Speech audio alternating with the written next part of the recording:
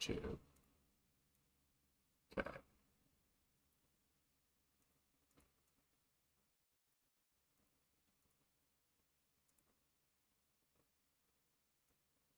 What's up, everyone? I am theroo802, and we are live. Let me create this image. There we go. Now we're in business. Again, as I usually introduce myself, I am theroo802, everybody. We are live. Let me go ahead and fix my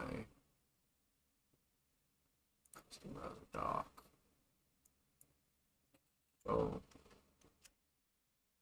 apply, close, sick. Now I have my chat here.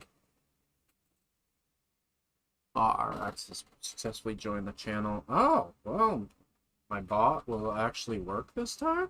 Okay. We'll see if that actually reigns true. I'm going to keep my expectations low. I'm a Jets fan, guys. So it's better for me to keep my Jets low. Yeah, definitely keep my Jets expectations low. Let me just shout out to everybody on Snapchat. Hey, what up, Snapchat? I am theroo802, and we're going live right now. We're doing AFC East Sports Talk, YouTube, Twitch, and TikTok. Come tune in. Come say hi. Give your opinion, most importantly. I look forward to seeing you all on there. Doing this all the way to 1 a.m. Love you all. God bless. And I hope you all have had a great day.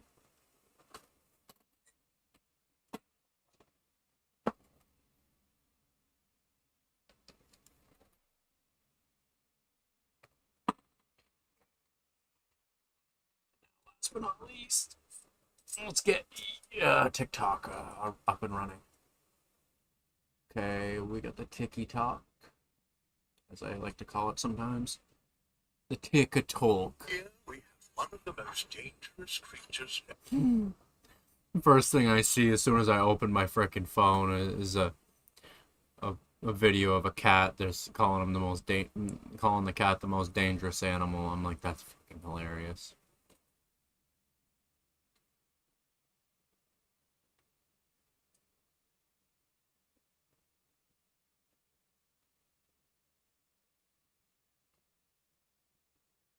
Let's get this on the road, AFC East edition.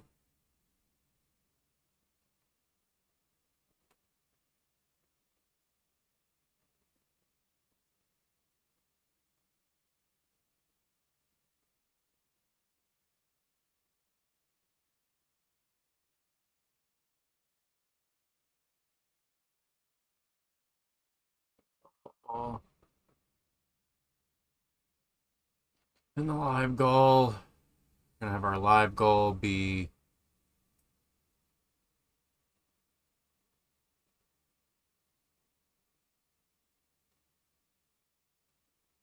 $25 cats.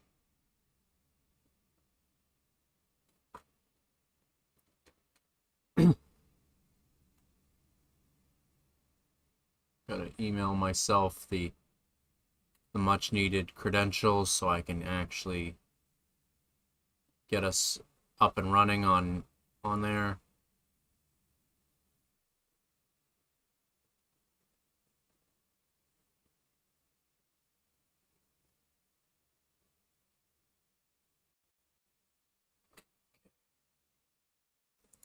I'm gonna need an entirely new server and all that fun stuff, so server URL and all. Boom. Copy. This is unfortunately the reality of using this platform, or using OBS with on top of using TikTok. You need a new stream key every single time, guys. And you also, sometimes when you change things completely, like I've completely pivoted to now doing just straight up sports talk again. We're getting to that time of the year. We've been doing a lot of video games lately, and I just about had it with it. done enough. So we're here, and now we're bringing our TikTok community there. What up, everybody on TikTok? I'm the theroo802, and we are live for the AFC East Sports Talk edition. Bringing our TikTok community there. Let me quickly share this out to some of my friends.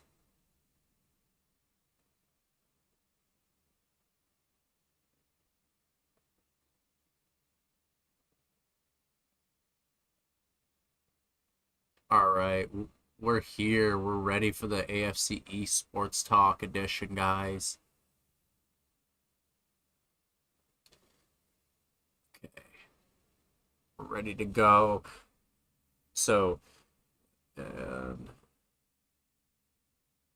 now with this part, the cool part is I can pull up everything over on one screen.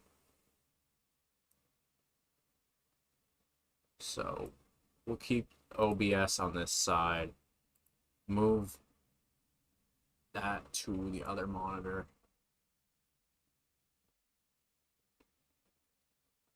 Well, that is if I can have it cooperate with me. There we go. And now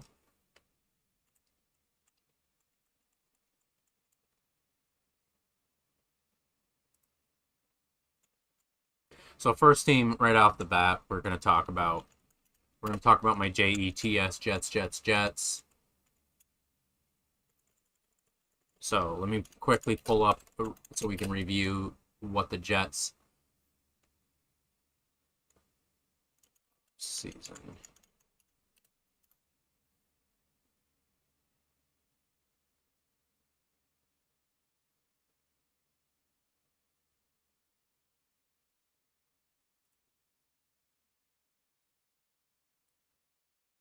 I actually had notes.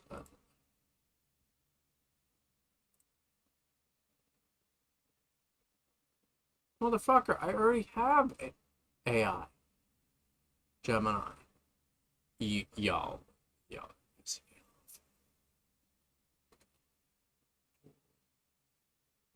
Oh, you suck.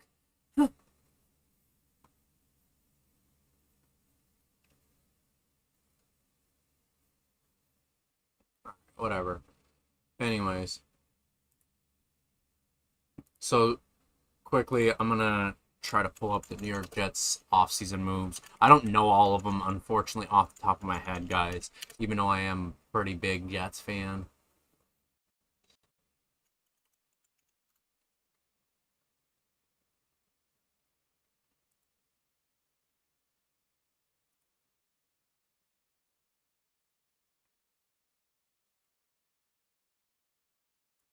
So the biggest moves that I can name right off the bat.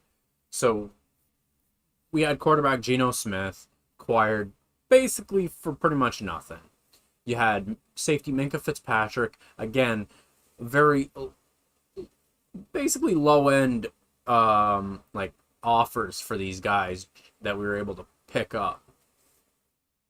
And don't get me wrong, Geno is on the back end of his career. Minka Fitzpatrick is in his 30s at this point. But to me, Geno Smith does quite a few things for the New York Jets this year. Not only does he give us a little bit of stability at the quarterback position, guys, but he also gives us the ability to actually see what we have in our receiving corps. You actually have a quarterback, unlike Justin Fields, who flat out just could not get anybody the ball last year. So when you have a quarterback like that, where let's just call a spade here in this situation, man was just too scared to throw the ball. Rightfully so, he didn't have a lot of weapons. But Adonai Mitchell, you got Omar Cooper Jr., who they just picked up in the draft. On top of those guys, on top of having Omar Cooper Jr., you have Garrett Wilson, you have Adonai Mitchell. Quite frankly, I think you got a pretty solid receiving core there. A couple of the guys are question marks, one of them being a rookie, and Adonai Mitchell he had his flashes last season. We'll see what we have in this young kid. I still think he could potentially be big for the Jets down the stretch of this season, or I should say throughout the stretch of this season. He's got to really step into his role, and now that he has the ability to get touches and he's not buried in the in Indianapolis's wide receiver depth chart, maybe he can actually make some moves. And especially when you have a quarterback like Geno Smith, who I believe it's 3 out of the last 4 years, the dude has been top 10 in passing yards. So you got to keep that in mind, that Geno can actually get his players the ball. So give the man respect when respect is due. I think he could. Am I going to sit here and say the Jets are a playoff team? Oh, hell no. I've learned over the years, you keep your expectations low for the Jets. But to not just center everything around Geno Smith, even though the quarterback position easily is the most important position on the field. Here, I'm going to move my camera a little bit, guys.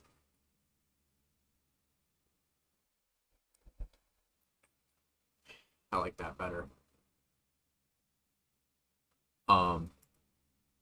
Even though Geno Smith is definitely like an integral part of this team, and they are going to do as well as Geno plays.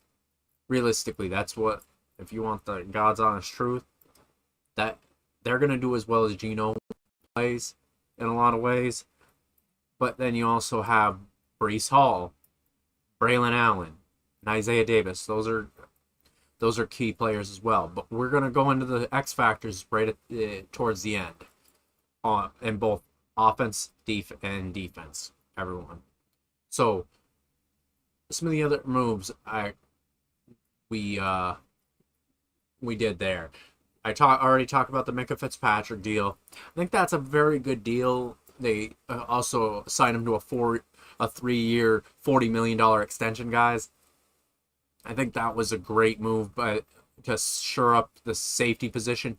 And realistically, he is the old man out of the group when it comes to all the corners, the safeties, that entire secondary. So Minkah can also be a huge mentor for the rest of this team. Help them get used to the league. Help them develop as players in the secondary. Maybe they get a little bit smarter, because safeties tend to be some of the smartest guys on the field. And Minkah has been a Pro Bowl caliber center. Been a very good, or not center, safety most of his career. And then a lot of people will say 3 years, $40 million. Right now, you're trying to get a starting level safety, even if he's maybe the 15th best safety, maybe the 20th best safety in the league. You're still going to make that deal. Plus, you have Andre Sisco, who's coming back, which I like that. I like that they have another veteran piece back there. And a returning face to the defense from last season, even though the defense was spotty at best. Then adding in to Tavondre Sweat from the Titans exchange, and I was sad to see Jermaine Johnson go. One of the last guys from that 2020 draft class, where they had 3 different first round picks. They were able to snag Sauce in that trying to think. They were able to grab Sauce in that same draft. Sauce no longer here. He's in Indy now. Still sad to say that. I'm a huge Sauce Gardner fan. But Tavondre Sweat, definitely huge to get help on the defensive line. I like that move. Then I gotta say, one of my favorite moves of the entire offseason, and I know a lot of people will say, he's old. Why does it matter? Signing veteran linebacker Demario Davis to a 2-year, $22 million contract. To me, you have a very young team. DeMario's been here before. He knows what it's like to be a Jet. He knows what he's walking into. I felt like that was a really good contract to offer DeMario.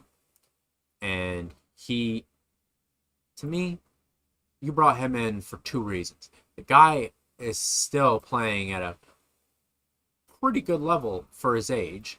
And then you have the fact that he's going to help guys like Jamie and Sherwood. He's going to help these young guys on the defense. Help develop them into pros, guys. That's the key. You need to bring guys like him because he's a great locker room guy. And like I said, he's going to provide some stability at the linebacker position, which they very, very much need.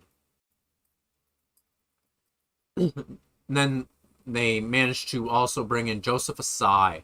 They added him on a 3-year, $34.5 million deal to bolster the edge rush. So that equates to, if I'm trying to do math on the fly here, for $34.5 million over 3 seasons, you're doing that about 11 and a little over 11 million per season. So that's not a bad deal for a edge rusher. And again, I feel like a lot of these guys that they're bringing in for edge rushers, if you were really trying to, if they were really getting like starting level players, like, and I mean like full on, like they were really sought after this offseason, I think they probably would have had to pay them a little bit more than that. But I think 10 and a half, I mean, basically 11.5 million this past off season per year for Osai. I think that was a good move by the Jets. They needed some help. They brought in some help. And then you got also David Onyemata. He's basically a 1-year prove it deal. Probably going to be one of those guys that's just, they say in online he's an interior run defender. So you're going to be playing him also at the defensive tackle position. They'll probably move him around at defensive end as well, guys. You got another situational pass rusher, Kingsley Agnebar, 1-year, $10 million deal, situational pass rusher. So bringing in guys that can help with the run, help with the pass rush. You got Deshaun Wright. Deshaun Wright, like, I know a lot of people were like, 1-year, $3.5 million deal to, like, they primarily brought him in because of his ball hawking ability. Get everyone. I felt like it was a simple move for the Jets to bring in a guy that cheap at the cheap. He also is a veteran, so he can also help other guys, especially the Jets having such a young secondary.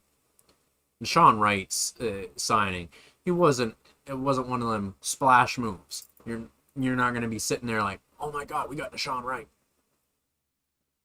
But you're gonna be able to say, okay, we got ourselves a veteran and a very young secondary, along with the same offseason we were able to acquire Minkah Fitzpatrick. You were able to acquire Demario Davis. So you got a few veteran guys on that defense to help with all these young guys that are there.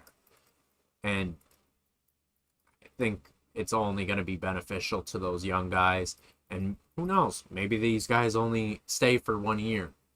But I feel like they're good plug-and-play guys. And Wright, in his own, no pun intended, Wright in his own right, is also one of those guys, he can start for you guys. But the thing is, if he is your main starter, I think you're running into a major issue there. Like, we saw a lot of times with Chicago last year. He played very well, but also he got burned a lot. He has one of the highest rates of getting burned on the deep balls. And when you have other corners there and with the Jets, they're mostly young besides oh God, I really need to refresh myself on my Jets knowledge here. I'm kind of upset with myself. I haven't done enough research on the Jets, and I've paid attention, but a lot of it's kind of gone by the wayside, unfortunately for me. So let me go look at our secondary. Brandon Stevens. Okay, so that's who I was looking at. So you have right now. This is what you're looking at for on the defense right now. You have David Bailey, who was their first round pick.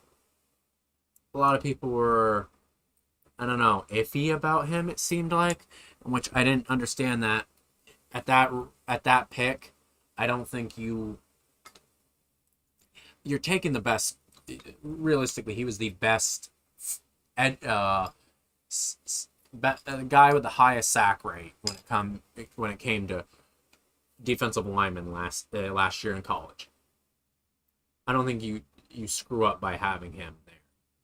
Then you have the help of Joseph Asai behind him. You have Tavondre Sweat, who's one of your defensive tackles with Harrison Phillips. Yeah, and Onyemata, who I already mentioned, he is going to be the backup behind Phillips as of right now. This is just depth chart right now, guys. Mozzie Smith is also your second guy behind Tavondre Sweat. I think both those guys, realistically, that's going to be your starters, or your first. That's your first four defensive tackles right now. And maybe Jawan Briggs. Jawan Briggs was one of those very, very few bright spots. Appreciate you, CJ. Thank you for popping in. So, quite frankly, Javon Briggs, he was good for the Jets this past season.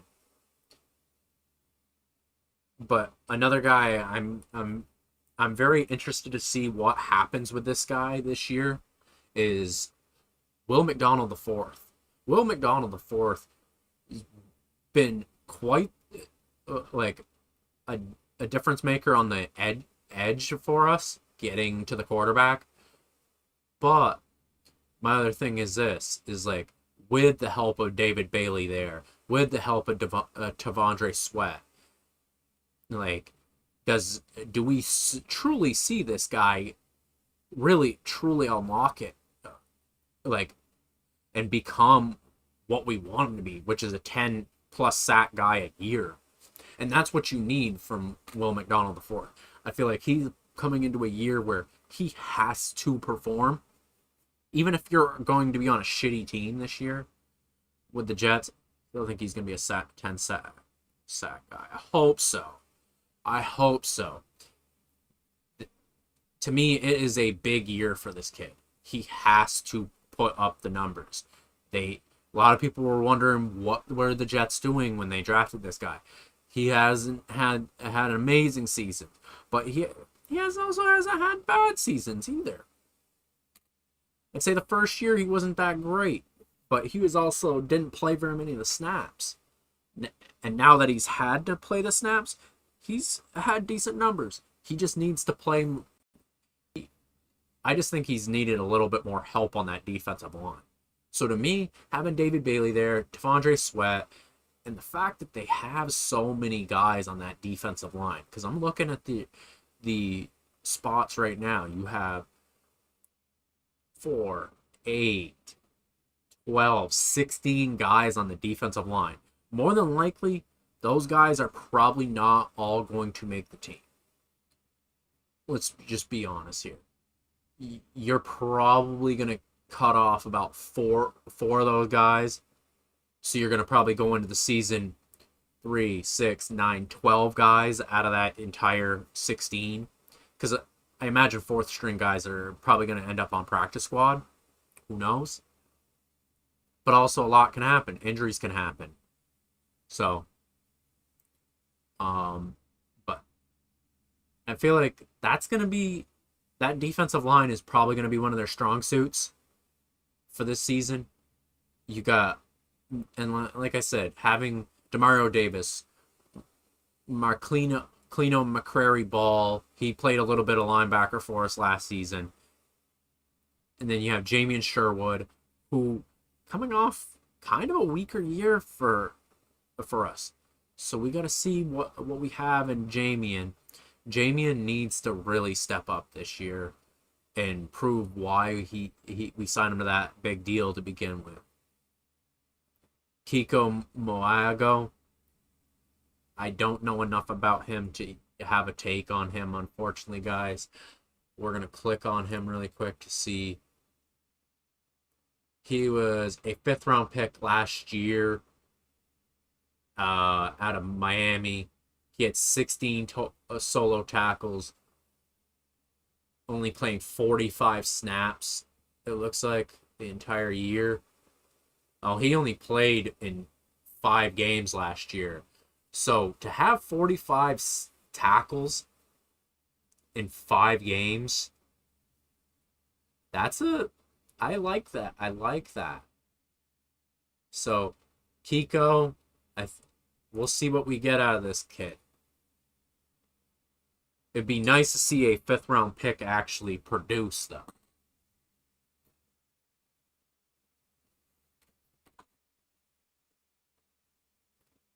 Then we got Deshaun Wright. Like I said, right now he's scheduled to be one of the corners. I would like to see AZ Thomas. I really want to see AZ Thomas overtake Wright for the starting role. I would also like to see Qantas Stiggers be a difference maker in that. They've been raving about this kid for a couple years now. I want to see Stiggers really. He's going into his 3rd season, and he only started playing a little bit towards the end of his end of the year. So that's another guy I want to see him play. So he's going into his 3rd season. He's 24, 6 foot, 197. So he's got good size for a corner. He's a 5th round pick. Like, they've been raving about this 5th round pick kid. And it's cool to see that he is still on the roster. And then we have Cisco playing strong safety with Malachi Moore behind him. And quite frankly, I want to see Moore overtake him in the depth chart. Minka Fitzpatrick, we already know he's basically slotted into his spot. And you really, outside of those guys, you have Brandon Stevens, who's going to be your number 1 for going into this season. And you have Trey Brown, Maury Bamba, and then Samuel Womack III. So, quite frankly, you're going into a season where Deshaun Wright and Brandon Stevens and AZ Thomas are probably your best corners going into this season. So, I'm scared to say the least. And then you have D'Angelo Pons, who is going to be your nickel back, your slot corner. He was a 2nd round pick out of Indiana. So he joins Omar Cooper Jr., who was also drafted out of Indiana. We'll see how this kid performs. With him being the nickel corner, I think you also got to take that with a grain of salt, because the depth chart, the way it is right now, could change.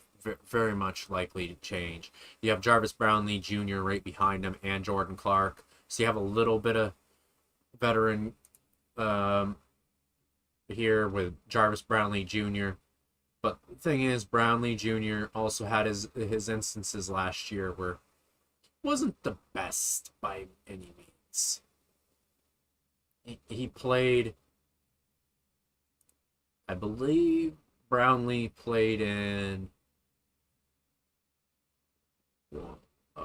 previously with Tennessee. Okay, so they acquired him after week 3. And they proceeded to 1, 2, 3, 4, 5, 6, 7. He played 7 games with the Jets last season. Wasn't terrible, but he had his flashes. So we'll see. But with the 2nd round pick, you expect that more than likely Brownlee Jr. probably ends up being the starter, maybe, but we'll see. My predictions on the defense, I would want to say that spending a second round pick on Pawns should be the starter. Stevens will be the starter in his right spot. Minka Fitzpatrick, of course. Cisco, I would like to see Malachi Moore take over that strong safety position, really step up here. Um, Nashawn Wright, I'd like to see AZ Thomas take a step over him and rather have him be the backup with Stiggers right on his tail as well. I don't I don't want to see Wright be our main starter. Kiko, I, I would probably say he's gonna stay in as slotted as uh, our Sam linebacker. Then we got Jamie Sherwood being our middle linebacker. That's probably going to stick the way it is. Will linebacker, meaning Demario Davis, he will probably be in his spot unless McCrary Ball pulls some amazing things out of training camp preseason. Will McDonald fourth, I would expect that he stays in his spot at right defensive end.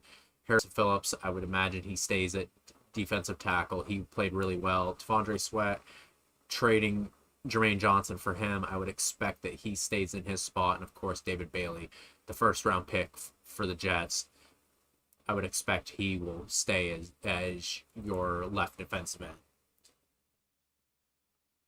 And as for your special teamers, they brought in Jason Sanders. I liked that move.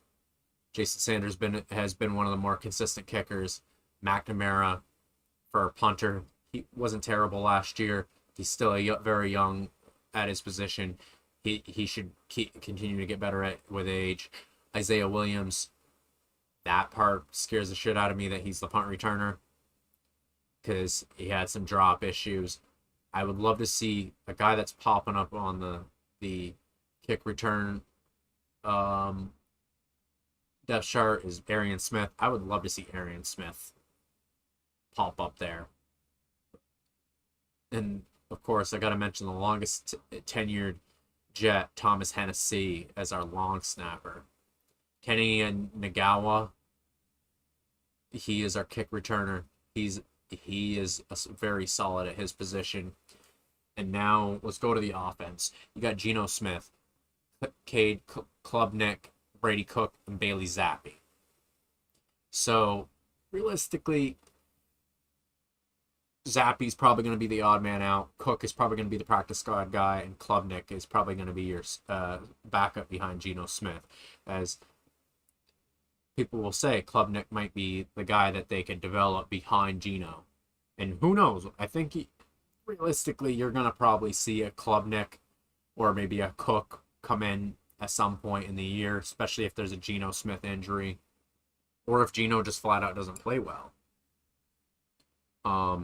So I would say Geno's safe in his spot right now. Brees is just going to be a starting running back but don't let it fool you. Brees is going to get 50% of the carries. And then you're going to see, and maybe even raise that to 55, maybe 60% of the carries. And then you will see guys like Braylon Allen and Isaiah Davis both split carries as well. If Brees has got 60% of the snaps, both those guys are probably going to get about 20. Isaiah Davis is going to be more of the pass catcher, while Braylon Allen, I feel like, is going to be more your goal line back. And as for wide receivers, you have Garrett Wilson, Adonai Mitchell, and Omar Cooper Jr. that are slated as your starters. Quite frankly, it's hard to tell, but I would say those are going to be your starters, with Tim Patrick, Isaiah Williams, and Arian Smith as your backups. Jamal Pritchett, G. Scott Jr., Jalen Walt Hall, Malik McLean, DT Sheffield, and Colin Lacey. I think it's safe to say that more than likely, Mabuebo, Aiden, what's up, bro? I think it's safe to say those three are going to probably be rightfully in their spots as what the wide receivers 1, 2, and 3. Um, then you also a lot of people were making noise about this to start uh, in the draft. Actually, Kenyon Sadiq out of Oregon. A lot of people said, "Why would you spend back-to-back picks, one last year with Mason Taylor, and then draft another tight end the following year?" Be aware that Aaron Glenn was from Detroit. He played in Detroit, or I should say, coached in Detroit. My bad. Which side do you think got better? Got the better pull of the draft, West or East? You mean AFC or NFC?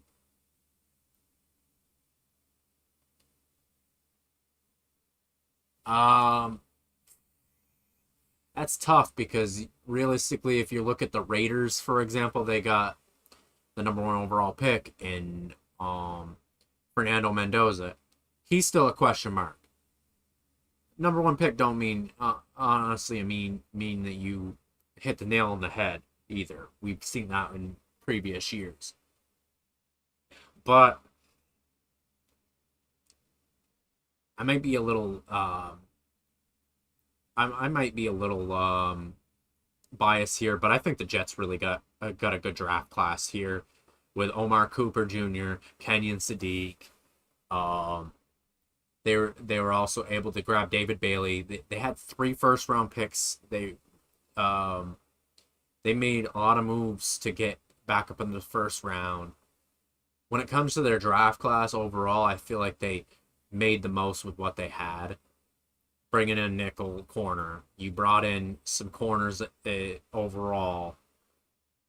Just with what they needed, knowing that this team was not going to be complete in one off season. This team was not going to be complete in one off season. You also brought in a guy named Clade Klubnik, who's a 4th round pick out of Clemson. Not terrible for a quarterback. He's somebody that you can develop. To me, I think the Jets had one of the better drafts, despite the people that were critiquing them for taking a tight end back-to-back years. I think you have a lot. You have a lot of ability here. Sadiq is a good pass catching tight end. Same with Mason Taylor. Both guys can realistically help out those wide receivers quite a bit. So just having more of those more pass catchers on the offense, you're opening up things for Geno Smith. You're making it easier for the quarterback to be like, okay, so if I have my 3 wide receivers on the field, I have 2 tight ends. Or hell, say you even have 2 wide receivers and 2 tight ends. And then you have Brees in the backfield who's a pass catcher. You're going to have a much better chance of completing passes because you're going to have other guys that can catch the ball, more talented players. And the tight end position has not been a luxury for the Jets. They have not had a lot of production out of the tight end position, realistically, since Dustin Keller in the early 2010s.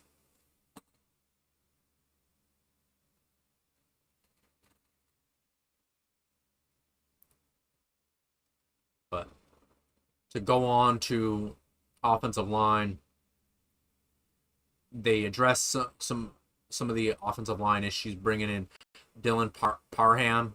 Parham, he was graded an average offensive guard, but with the help of a guy like Titman, Armand Membu, and Ola Olufashinu, I realistically think the guy, he's somebody that can excel. Myers can also excel with a little bit more cohesion on the offensive line. With the 5 of those guys, and Titman stepped up extremely well for this team last season when AVT went down with a season-ending triceps injury. So think it's safe to say my prediction for the Jets offensive line right now, I'm going to say they're going to be a top 15 group this year. That don't mean they're going to be a great team, but I think you're going to see a much improved Jets offense compared to last season, especially with Geno Smith being the quarterback. And to me, Geno can also help the other young guys on the team. Clay Klubnik, Brady Cook. I think both those guys can learn a lot from him. But that rounds out your New York Jets section of this stream, and we're going to finish it with, we're going to set it up with, or I should say set us up with what will be the prediction for the season. So right now, we're going to look at the schedule. Schedule right now, you have Tennessee. I think we're going to take Tennessee week 1. So 1-0. Green Bay, I'm going to say we lose that game. It's 1-1. Detroit, we're going to lose. So that's 1-2. Chicago, 1-3. Cleveland, 2-3. New England, 2-4. Miami, 3-4. Vegas, 4-4. So right now, that means by week 8, we'd be 4-4. Go to Kansas City, that's a loss, so 4-5. Buffalo, 4-6. Chargers, 4-7. Then you get a Miami. We beat Miami, so that's 5-7. Get a bye week. Go against Denver. That's a game where I will say, with Denver having to travel to us, I think that will be an interesting one. It could be a game that the Jets could steal, but I'm going to go with Denver in this case because it just makes more sense. So they'd be 5-8. They play Arizona in Arizona. I would bet that they would beat Arizona, so 6-8. New England, they're gonna lose. Minnesota, they're gonna lose. Buffalo, they're gonna lose. So that rounds them out to 6-11, with them losing their final 3 games down the stretch. With the last game, again, you could give or take on that last game, and the only reason I say that, guys, with the last game of the season, with playing Buffalo, is it's tough. Buffalo could be resting their players, so I'm gonna say tops their ceiling is gonna be 8 wins. Their floor is gonna be 4, saying that things go absolutely catastrophically wrong, and that's not out of the ordinary for the New York Jets. So I'll meet in the middle and say we're gonna do 6 games. We're gonna win 6 games this year. That would be my bet. So 6 wins for the New York Jets. That's my pick. And now we're gonna move on. We're gonna go over to we're gonna transition over to the Miami Dolphins now.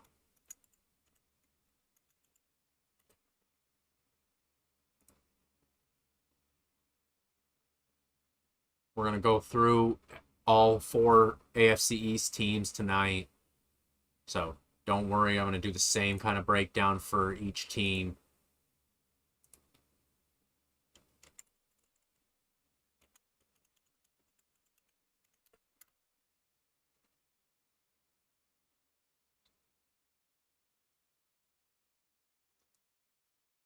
So the Dolphins, they made some interesting moves. They hired, and realistically, the Dolphins have made it clear they're going all in on the rebuild, with hiring head coach Jeff Hafley from Green Bay, general manager Eric Sullivan, and trading wide receiver Jalen Waddle to the Broncos and extending linebacker Jordan Brooks. So they've full on, they're okay with, and they let go of guys like Tyreek Hill. So it's definitely going to be interesting to see what they do here. With Waddle being gone, they were able to acquire another first round pick, a third round pick, and a fourth in that deal. And then you added quarterback Malik Willis with a 3-year, $67.5 million deal. And to me, bravo to Malik Willis. He deserves the money. Dude really did ball out for Green Bay last year in the games where Jordan Love was not there. So to me, that was a great move on their end. Bringing in Joshua Uche and David Ajabo for edge rushers, then wide receiver Jalen Tolbert, offensive lineman Jamari Soller on a short-term deal. So I think that was a good move. And then the thing that they should have prioritized more in the Tua era, they drafted offensive tackle Caden Proctor at the 12th overall pick, and then they drafted cornerback Chris Johnson in the first round. So starting off great there, realizing they have to protect their quarterback.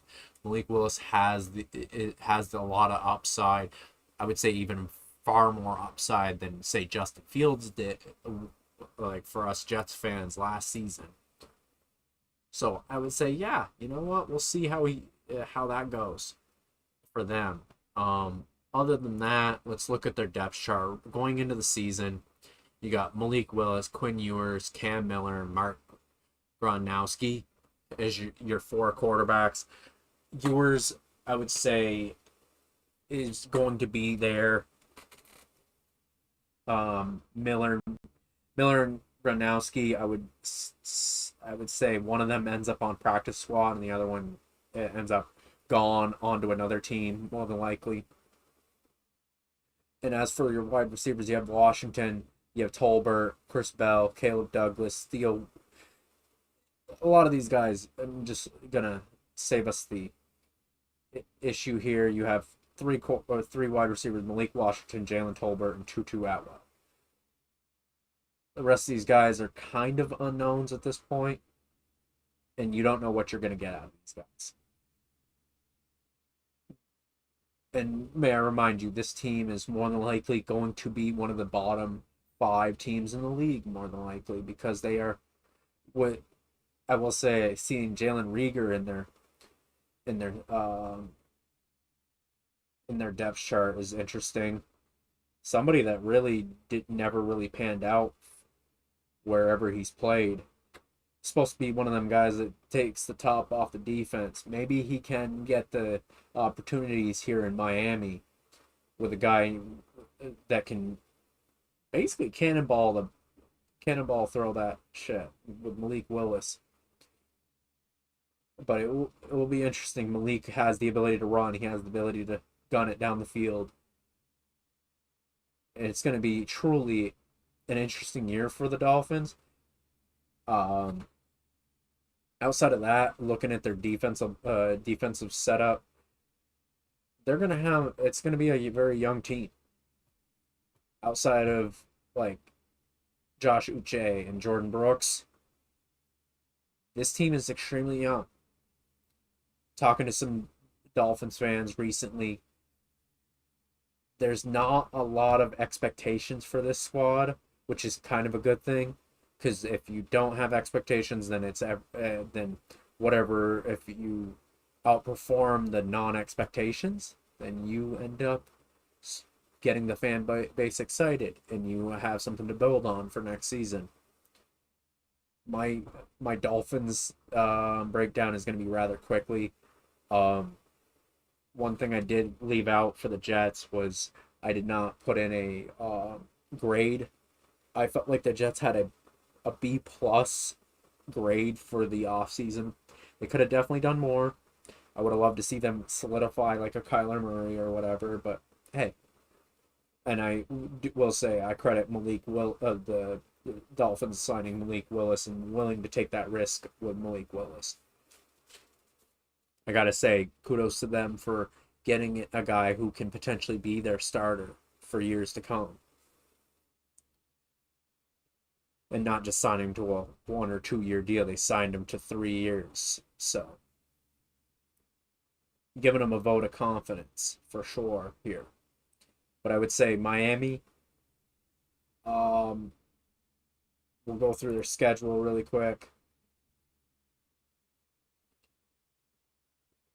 Um, it's a toss up for them versus Vegas, but I would put my money on Miami to win that game against Vegas. So they start off 1-0.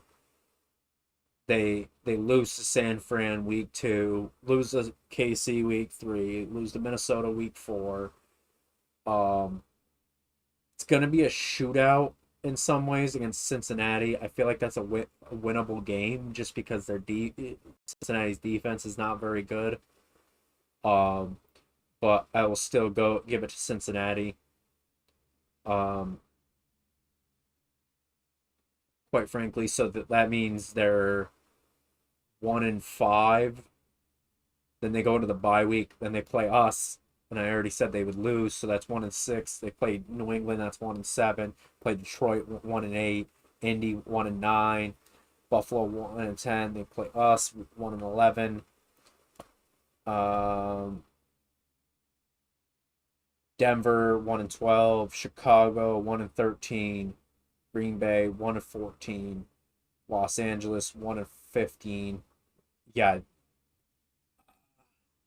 realistically, they're not going to have a very fun year. I would expect the Dolphins to win at tops 3 games this season. But I will give them the credit of ceiling is 4, absolute bare minimum is 1. I don't think they go without a win this season.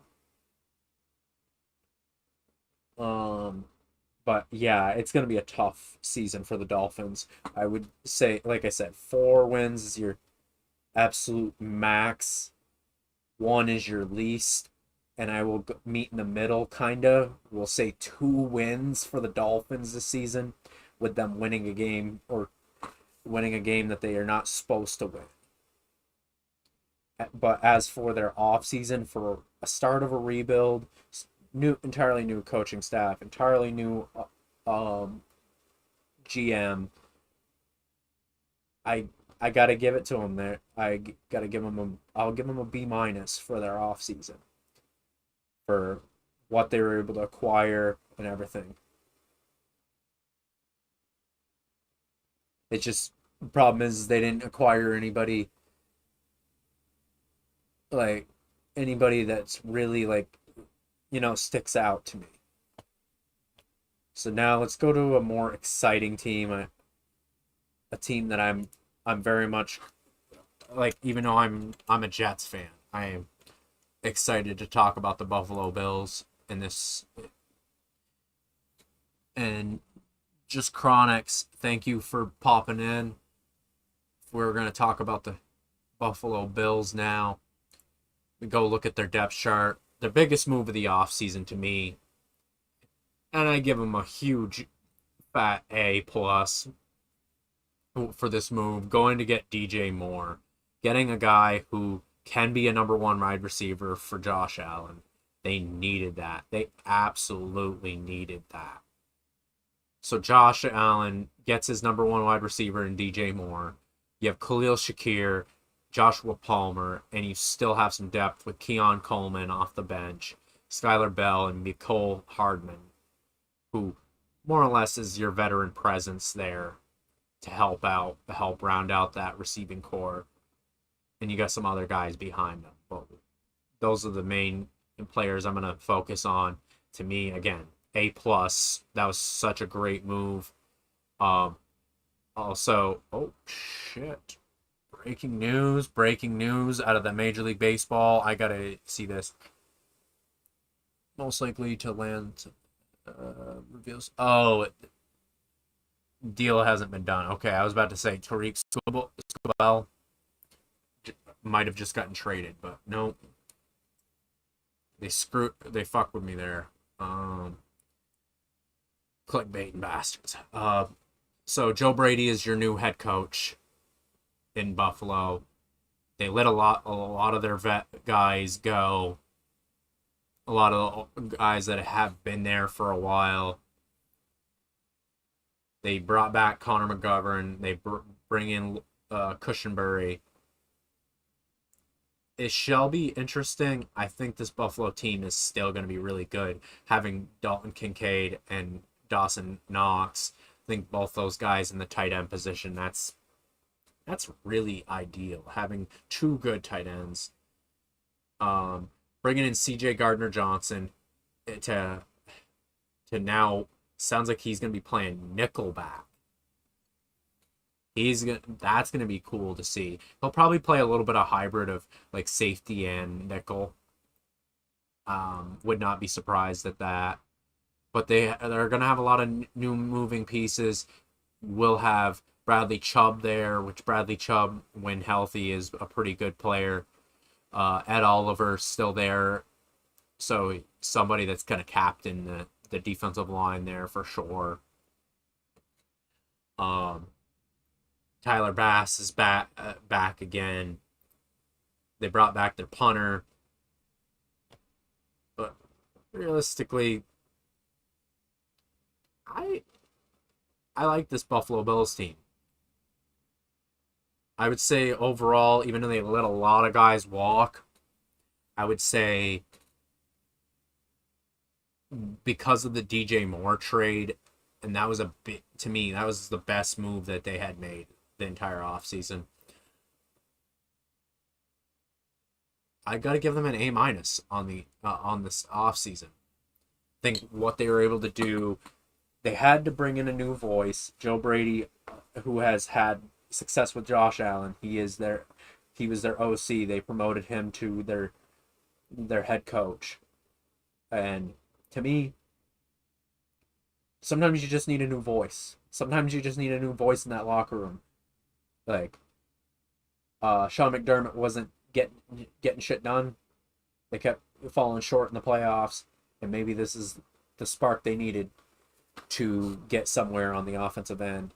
They did let Mitchell Trubisky go in the offseason, and Kyle Allen became their new backup. And as for predictions on their schedule, we're going to go week by week again. Houston, week 1. I would go Houston. Then you got Detroit. I'm gonna say they win. They go 2-0. I'm gonna say they lose to the Chargers. Beat New England at home. Play the play the Rams. They're gonna lose that game. So you're seeing a 2-3. Wait, 1-2.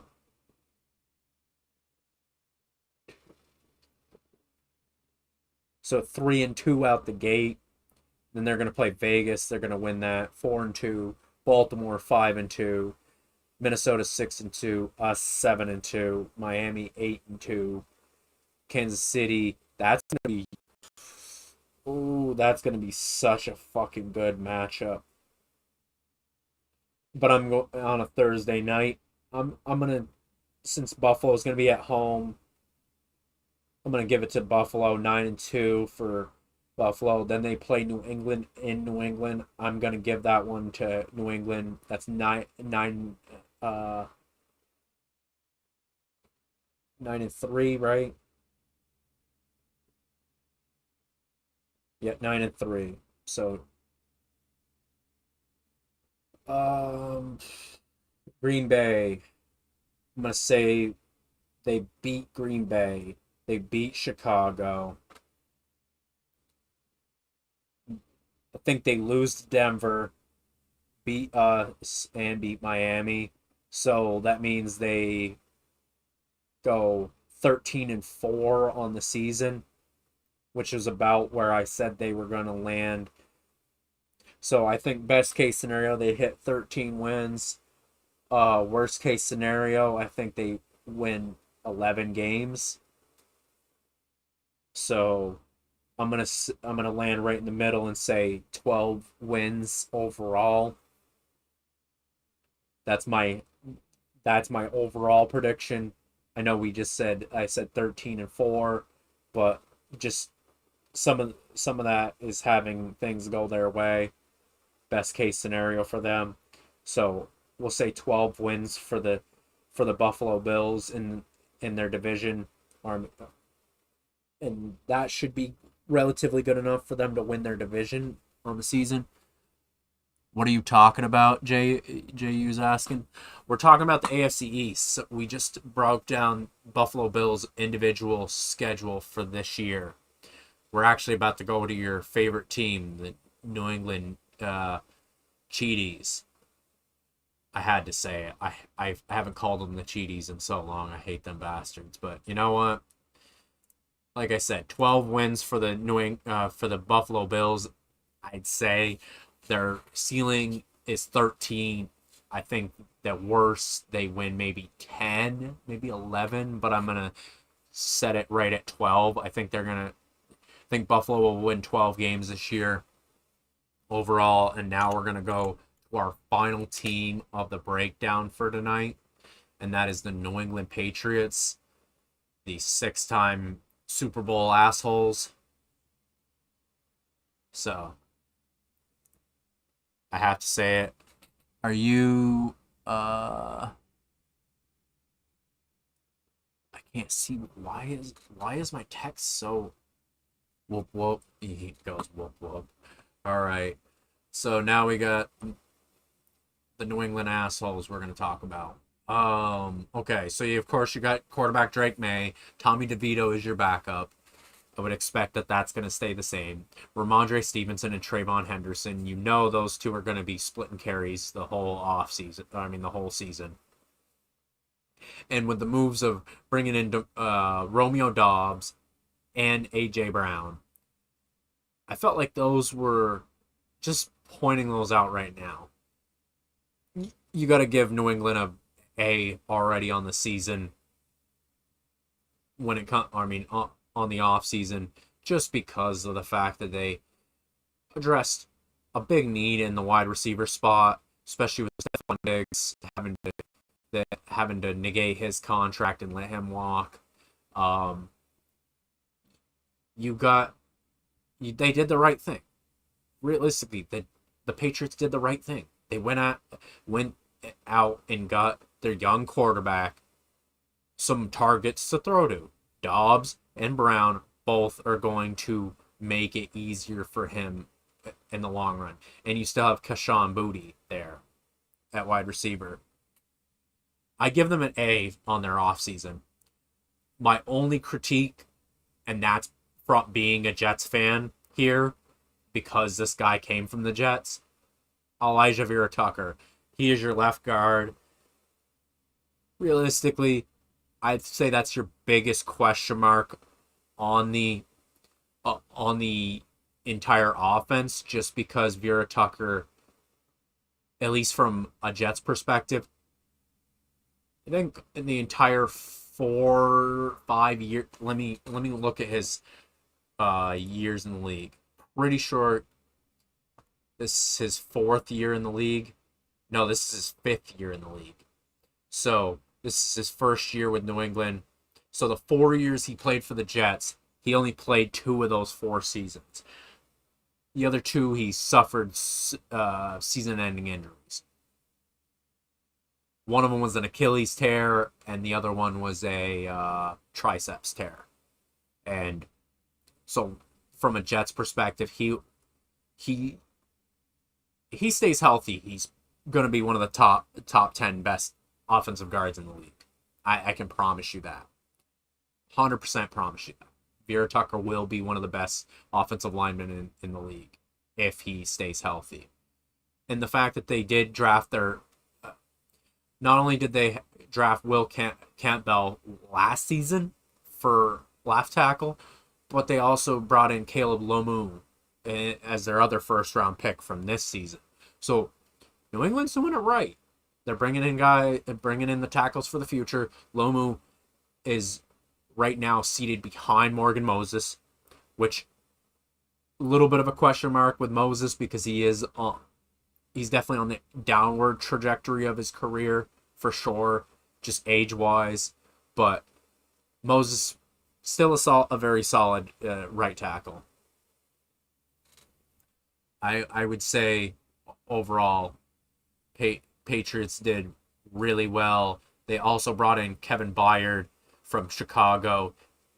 Byard, very good safety, very good safety. So, and very good ball hawking safety to be specific. They also brought in Carlton Davis, which to me was a little bit of an overpay, but they also needed to bring in somebody that was also going to help out Christian Gonzalez. He needed a little bit more help there in the secondary. Gonzalez, one of the top 10 best corners in football right now, especially when healthy. He stays healthy throughout the season. They are going to be they could very well be back or right back in the hunt for the AFC once again. But Denver did get a lot better this year. Buffalo should still also threaten them quite a bit in their own division. And you can never count out Kansas City. Can't count out the Chargers either. The Chargers got a lot better as well in the offseason.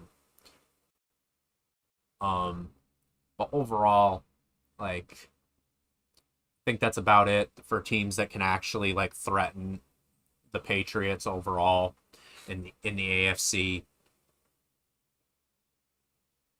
But now let's go by their schedule outlook. They get a rematch of the Super Bowl champs to open up the season in Seattle. Ooh, I can't wait for that game. I want to watch that.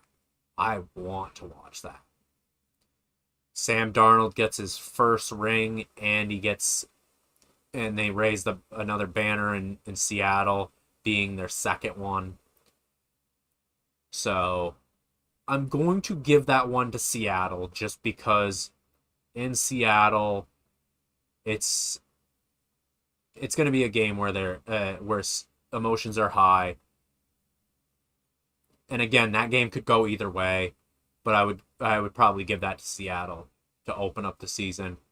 Then they get Pittsburgh at home. I would say they're going to beat Aaron Rodgers in Pittsburgh. Jacksonville, I would give them that win as well. The first game against Buffalo in Buffalo, I'm going to give that to Buffalo. So the defending AFC champs will be, I'm saying right now, 2-2 to start out the gate. But then their schedule gets really easy. They play Vegas, they play the Jets, they play Chicago, and then they play Miami. And I think that's boom, boom, boom, boom, boom. There's 4 straight right there. They beat Green Bay, I would say. They're going to beat Detroit. I think they lose to the Chargers. I think the Chargers are going to be one of those teams this year, guys. You should watch out for them. They are going to be a very good squad. I really do believe in what they're building over there with the Chargers. Buffalo, this one's going to be in New England, and I would say New England gets that one there. So right now, we were sitting at 2-2, and they run off 4 straight. That's 8-2. Beating Green Bay, beating Detroit. That's 10-2. LA Chargers, that's 10-3. And that's 11-3 with the Buffalo win. I'm going to say they beat Minnesota 12-3. I think they're going to lose to Kansas City at Kansas City. That's just, it's hard to win in Kansas City. Let's just face it.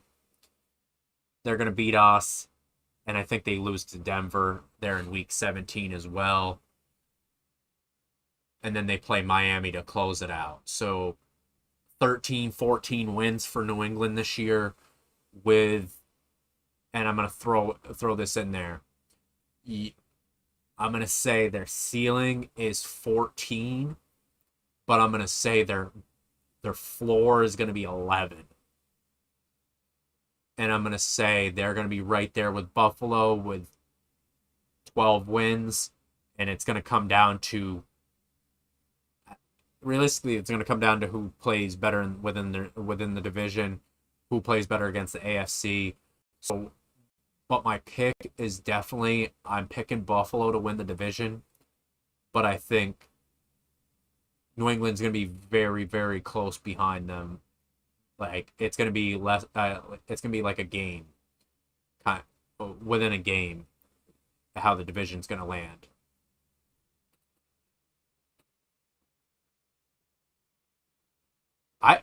This has to be unbiased or JU.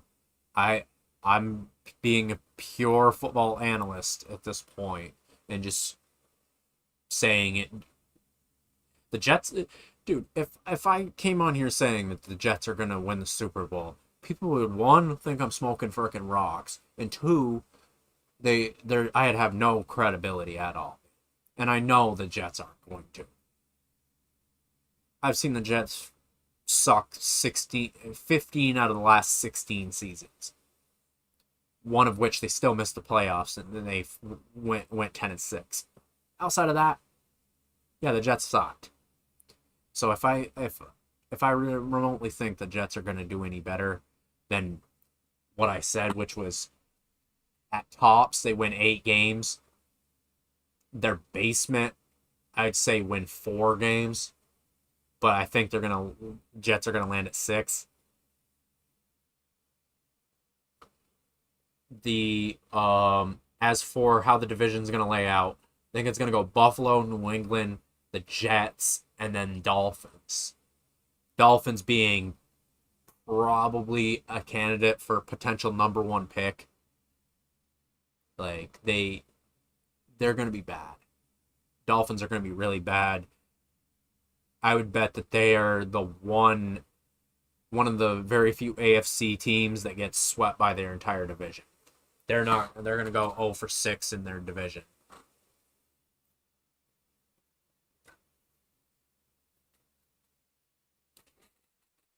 I need to leave. I'm too shocked right now.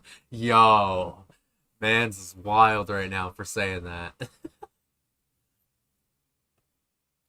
So, but yeah, that's my picks for when it comes down to it.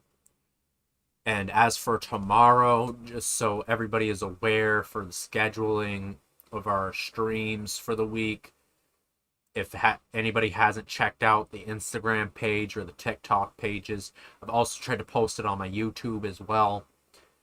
What we're looking at for the schedule for the week. Let me go ahead and pull that up again. I actually don't even remember my own schedule set. So tomorrow we are doing the NFC North or the AFC North. So that is going to be grades and predictions. So AFC North, which is going to be, you have Baltimore, Pittsburgh, Cleveland, the Cleveland shit stains, as I like to call them. And the Cincinnati Bengals, aka the Pussycats, because their defense is going to be straight Swiss cheese.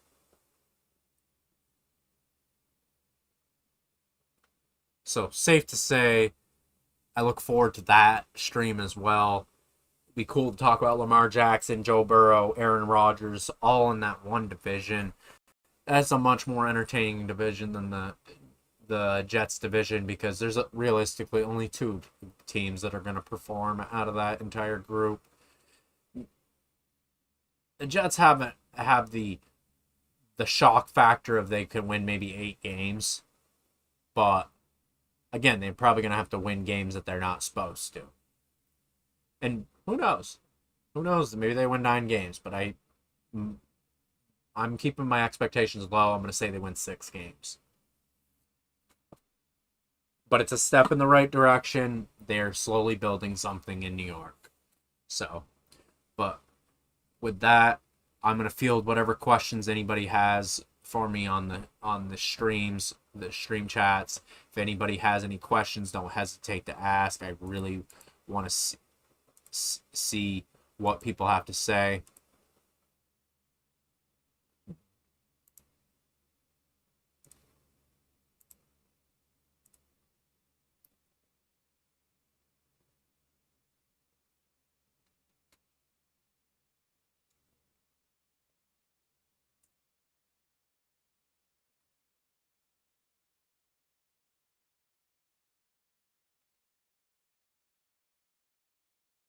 If nobody has any questions, we might end our stream a little early tonight.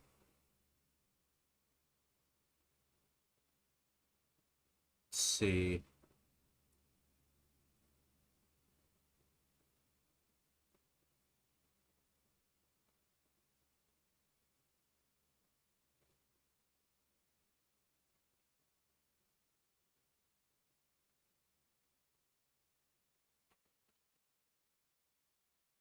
Oh man.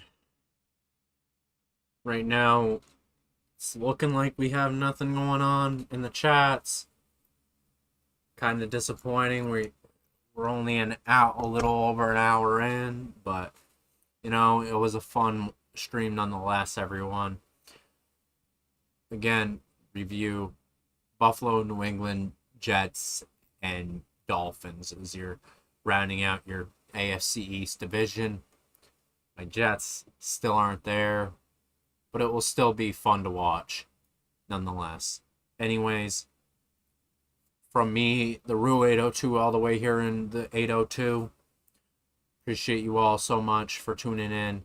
God bless you all. I hope you all have a wonderful night. Stay safe, and I'll see you all tomorrow night, 11 p.m. Eastern Standard Time, for another edition of Sports Talk, and it will be the AFC North edition. Peace out, everybody.